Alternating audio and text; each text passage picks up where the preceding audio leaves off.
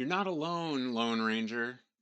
Hey, in this video, we're going to talk about the isolating effect of self employment and business ownership. And we're going to specifically look at one group of business owners that is uniquely affected by the loneliness and isolation that comes from ownership, and that is dental practice owners. These hardworking dentists who've gone through medical school, who've gone through dental school, who've then gone on to either acquire or build a brand new dental practice, and then just as they feel like they're getting to some level of success, suddenly look around, realize like they feel a prisoner to their own business. This is something that we call in our practice the success trap, that we start out to own a business, but eventually the business owns you.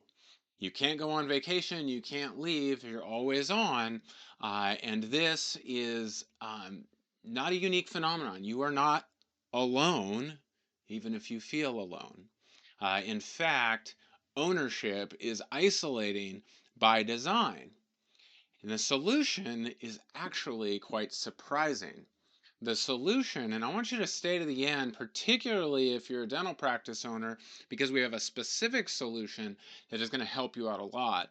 But the solution is actually community, is surrounding yourself by another group of people who can help you think bigger, move to new places within your ownership and practice so that you can live the life that is better for you, better for your team members, better for your family, and for the community around you. Hey, if you've never been here before, my name is Josh Friberg. I am a conscious business coach, and I'm a certified Xchange guide in conscious leadership. What that means is that I help owners of businesses to bring more attention and intention to their self employment so that they can be really productive at work and maybe finally be present at home. Now, within one specific area that I coach, I get to partner with an incredible business partner, my own personal dentist, and my brother, Dr. Ben Friberg, out of Wilmington, North Carolina. And Ben invited me a couple years ago to come alongside him and coach some of the dentists that he had sort of been informally coaching, because we had such a heart for these hardworking dentists who fell into this success trap. And as I got to meet them, got to work with them, discovered just how lonely and isolating that experience of practice ownership can be. And there's an interesting reason for that, and it's going to be true for you whether you own a woodworking shop, or you are a real estate agent or an insurance agent. You're going to find that there's some similarities to this. But let's look at the case study um, of our friendly neighborhood dentists who sometimes feel so alone in their work. And the first thing that shows up is um, this sort of clinical versus business mindset. You see, their whole training has taught them a high level of excellence and high level of perfection, right? In the clinic, when they're doing clinical work, there's literally people's health and maybe even lives on the line, and they have to get things down to the smallest measure you can imagine of perfection. And it's really astounding how good they are at it. Um, and yet, when it comes to operating a business, it's a whole new skill set, right? They may be incredibly gifted with their hands. They may be incredibly gifted at communicating, um, health information with their patients. They're incredible at designing these incredibly complex cases and creating great outcomes for their patients. Um, and yet then have to read a P&L sent to them by their accountant, and all of a sudden it feels like a foreign language, right? All of a sudden are leading a team of, 5, 6, 7, 8 people, and this all feels like a mystery to them. Well, why is that? Well, because business mindset is is much more experimental. It's much more trying things and seeing what works. And because each dentist is crafting their practice to suit their life and lifestyles and vision for themselves, as well as vision for this practice and how it's going to operate out in the world, well, uh, that there is no guidebook for that. There is no specific measure that gets you within the right number of microns of exactly where you need to be for leadership of a team, or for hiring practices, or for operating procedures, for you know, billing, or choosing which insurance to take or not take. All of these are decisions that require a little bit more fluidity and less perfection. Is super uncomfortable for people. It's super uncomfortable. When we are talking to our dentist, we'll often say to them, listen, you're moving into a new area of growth for you. You are exceptional, you're world class in dentistry. And now today we're going to talk about leadership. Today we're going to talk about how to read a profit and loss statement. And dentistry and profit and loss statements have as much to do with each other as underwater welding and juggling, right? They're just unrelated skill sets, and that's okay. It's okay to be a novice at something. It's okay to start new because it's a learned skill that you can grow in. And so that really is a helpful distinction to make, the difference between clinical perfection and what's required for business growth. Because business growth, I always say, requires mistakes. And mistakes are table stakes. Like, that's just, you will make mistakes. So you need room for trial and error as you design your business. That is part of your learning experience. And you're going to make, by the way, costly mistakes. And that's okay too, because, hey, dental school was expensive, and this business school that you're in now is going to be expensive. It's the one of owning and operating a business. So build in a little bit of margin for mistakes, for waste, for decisions that you tried and decided to abandon later. This is all very normal. What helps is when you get into community, and now you can hear other people's experiences that they learned. You don't have to learn only from your own experience, right? We say experience is a great teacher, but other people's experiences is a lot cheaper teacher. The other thing is that often what got you to your current level of success is hustle and grind, hustle and grind. And listen, we live in a hustle culture. You can watch 1,000 YouTube videos of people who will preach to you the importance of getting up early, staying up late, and outworking the guy next to you. Okay, good for you, good for them. I'm glad they're there. Hustle will get you a certain distance. It'll get you to a certain place, but it'll never get you to lasting success, right? Hustle leads to burnout, not success. In fact, where hustle leads is divorce court into a cardiologist's office. And so if that's what you're after, then keep going. But if you're looking for a little more health, a little more balance, a little more sustainability, you're going to need to be surrounded by people who are also looking for that, right? There's plenty of rooms that you can get yourself into that are led by ego and posturing. But there's not very many rooms you can get yourself into that are led by health, that are heart centered and values based. And we're going to talk about that a little bit more in a minute. But those types of rooms are the places that you want to be in, because if you're looking to build a vision for your practice, a vision for your business, a vision for your life that is bigger than profit, or worse yet, right, is people who are driven by a revenue number they can share when secretly they're actually not hardly profitable at all. These are some of the things that the hustle mindset leads to. So, what we've noticed is after a while of hustling and grinding your way out, doing it all on your own, is that there are these sort of patterns that show up, right? And we call these the archetypes of isolation. What does isolating business ownership, practice ownership look like? Well, it often shows up in one of these forms. The first one is the hostage, right? They are building the machine, and now the machine has taken over. And unfortunately, they are that person.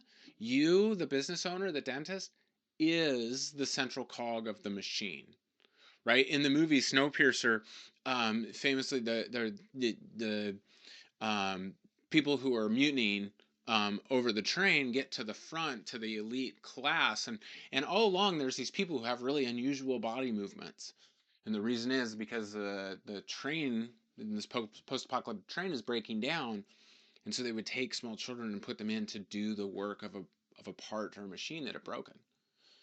And this is what our businesses look like, trapped in the underbelly of this machine that can't stop under any circumstances.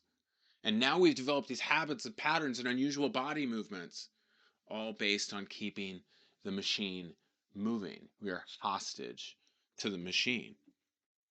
Or maybe this will resonate with you, the provider, the person who has to make payroll because they have such a strong um, sense of duty, a sense of obligation to provide for their team members and to make sure that they're well taken care of, and to provide for their, maybe for their family at home, or for some of the other places, the charities that they give to. They've got high revenue and they got to keep going, they got to keep going, got to keep going. But maybe there's a broken profit structure, and worse yet, there's a broken sustainability structure for the person, right? This is the provider. One of the heaviest ones, you'll get the joke here in a second, is the Atlas. They're carrying the weight of the world, and they're doing it without complaint. This is particularly tragic in the dental industry, which has a extremely high level of depression and self-harm. And this is a place, this is why we work so hard. One of the reasons we work so hard in our dental coaching is because we cry with our you know clients, with our dentist owners, because they're just carrying the weight of the world, and they feel like they can't talk to anybody about it. How are you supposed to talk to your dental assistant or your office manager about the fact that you don't know how you're going to make payroll, right? This is very isolating.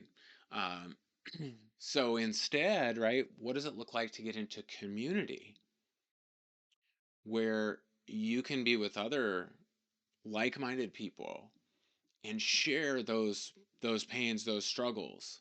Because then when you feel psychological safety and you can be present to those, and other people can say, hey, I've been there too, they can come alongside you and say, hey, I got through this, you can get through it. Another one that shows up is the reluctant, and we see this every once in a while. It's kind of it's actually one of the more fun things to coach through. Is someone who knows what change they want to make, but for some reason they're unwilling or unable to do it. And it frequently shows up because of either a fear of loss, right? They're just unwilling to make the trade of a reduction in profits so that they can buy back a bunch of time.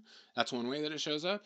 The other is they know that the process of going through a change might have some pain attached to it. Um, and so the pain of staying the same, right, is less than the pain of change. And so when they see this bigger pain of change, they're like, I'll just stay the same. Even though they know that on the other side of it, if they're willing to go through that pain, it might get better on the other side. Well, these are the first four archetypes that show up. I'm going to share one more with you here in just a minute. But for every one of these, right, the solution is community, right? Because there's this classic story of the guy who fell in the hole, right? The guy who fell in the hole and he can't get out, and he looks up and he tries to get out and he yells for help. People are like, I don't know how to help you. Maybe I'll go get a rope. Maybe I'll go get a ladder. I don't know. And then all of a sudden his friend walks by and he says, hey, friend, I'm stuck down in this hole. I need help. I need help. And the friend jumps in the hole. Well, now our buddy here in the hole goes, what are you doing, man? Now we're both stuck in this hole. And his friend says, yeah, but I've been here before and I know the way out. When you feel like a hostage to your business, like Atlas carrying the weight of the world, or any of these other archetypes of isolation, you need not be alone because there's others of us who've been through it before. We've been in the hole before and we know the way out and we'll walk with you on the way out. This is the incredible power of a community, right? Of a collaborative of people who come together because they're on a similar journey together. You're not alone, Lone Ranger. No matter how alone you might feel day in and day out, there's always a group. You can find a group of people that can help you and can help you find your way out. Well, let's keep going here and talk about finding that right room. Who is that right group of people that can help you? And the solution is not a hack, right? It's not 3 easy steps. It's not an automation solution. It's good old fashioned life on life community, right? That we would commune with one another and that we would bear one another's burdens and we would come together in in a way that supports each other, that shares ideas, where everybody who comes into the room is both learner and teacher. And so that brings me to the fifth archetype that we run across every once in a while in the archetypes of isolation, of business ownership. And that is the thriving, right? People who are actually crushing it and yet don't know how to get to the next level. And it's interesting because that group also needs to get in the right room. Well, why? Because one of the fastest ways to learn something, one of the fastest ways to grow is actually to teach. One of the things that's improved my business more than any other is helping people improve their business. Because when you teach something, you learn it really, really well. There's one other thing that happens when you get yourself in the right room, and that is accountability. And it's not just any kind of accountability, it's accountability to act. Now, there's a simple layer of accountability that happens when when you're in a room full of wonderful people who are connecting and collaborating, where the group genius is really rising to the surface. There's an incredible accountability that just happens automatically when you say out loud you're going to do something, right? When you say, hey, in my dental practice, I'm going to start a daily huddle with my team before we get into our clinical work every day. We're going to have a 7-minute daily huddle. And I learned this from Dr. So and so, and I'm going to follow their model. In fact, they live an hour away from me. I'm going to go visit. I'm going to observe their huddle one morning, and then I'm going to come and I'm going to take one of my key people, and then I'm going to come back and execute it in my office. As soon as you say that out loud, because you're a person of integrity, you tend to do what you say you'll do. Now, what's funny is that a lot of us will hesitate to say stuff out loud because now we know, well, now I've said it, I really have to do it. But so it's a powerful, powerful tool that you can use. The other thing is that when you're surrounded by people who are also moving toward health and greater leadership, both at home and at work, that they're going to come back and ask you how you did. 2 weeks later, when you meet up again, and they say, hey, how's that morning huddle going with your team? Not out of a place of shame or a place of guilt, but out of a place of, we know that will work and that'll make a difference for you to get toward the life and practice that you want. Well, guess what? Like that care-based accountability is uplifting and life-giving. So one of the things that we can do that's so valuable is learn how to get in the right room.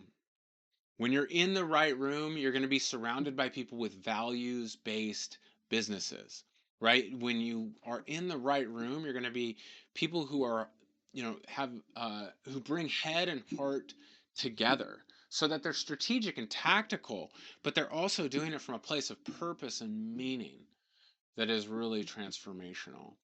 Hey, if you specifically are a dentist, a dental practice owner, or you know a dental practice owner, please share this with them.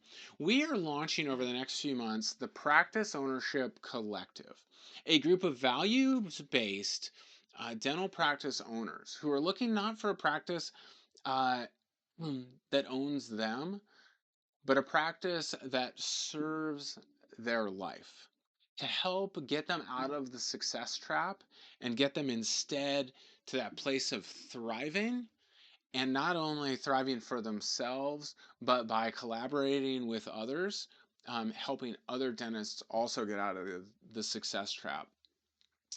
This is an important way that my brother, Dr. Ben Friberg, and myself, and our friends over at Delmain Dental Marketing are coming together to help solve this problem we see over and over again of the success trap, of the archetypes of isolation that show up in business.